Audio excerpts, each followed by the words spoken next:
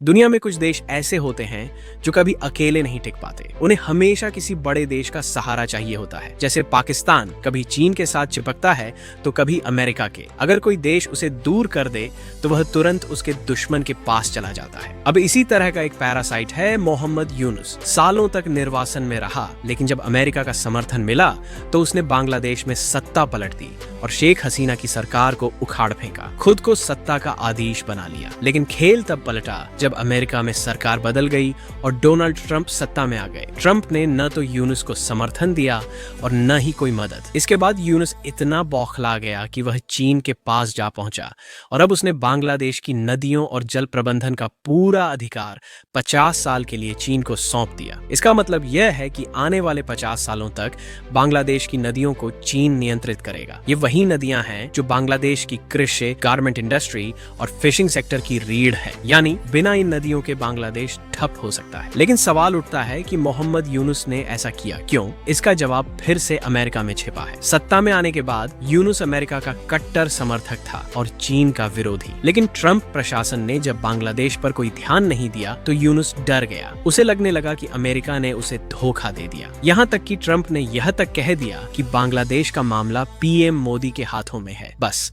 यही बात यूनुस को हिला गई। अब अमेरिका और भारत के प्रभाव से बचने के लिए वह चीन के शरण में चला गया। चीन भी जानता था कि यूनुस ने पिछले 6 महीनों में उसके खिलाफ काफी बातें कही थीं। इसीलिए चीन ने उसे फंसाने के लिए जो भी कागजात सामने रखे, यूनुस ने बिना सोचे समझे उन पर दस्तखत कर दिए। नतीजा, बांग्लादेश की जल संसाधन नीति अब पूरी तरह चीन के नियंत्रण में है। क्या भारत को इस पर चिंता करनी चाहिए? बिल्कुल नहीं। पहले भी बांग्लादेश की सरकारें चीन को इस तरह के कॉन्ट्रैक्ट देती रही हैं, लेकिन भारत ने या तो कूटनीतिक दबाव से या फिर सत्ता परिवर्तन के जरिए इन्हें रद्द करवाया है। आने वाले महीनों में बांग्लादेश में चुनाव होंगे और जो भी नई सरकार बनेगी वह इन समझौतों को पलट देगी। यूनुस का अंत करीब है। बांग्लादेश के हालात लगातार गंभीर होते जा रहे हैं और जनता का